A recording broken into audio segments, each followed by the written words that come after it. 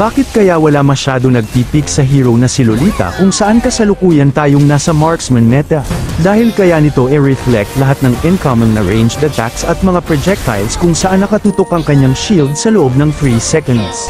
Gamitin mo ang emblem na tank para sa additional 500 HP, plus 10 hybrid defense at plus 4 na HP regen.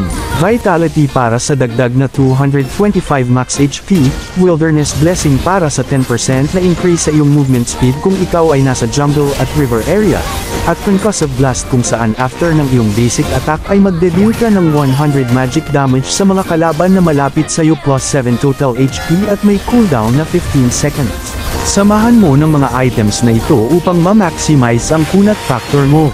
Karamihan sa mga viewers ko ay di pa naka-follow sa page ko. Sana ay may time ka para pindutin ang follow button para lagi kang updated sa mga tutorial videos na tiyak makaka-improve ng gameplay mo. At sa tingin ko'y hanggang dito na lang muna. Sana'y may natutunan ka, mag-focus parati sa game dahil lahat ay pwedeng manalo sa late game. Hanggang sa muli.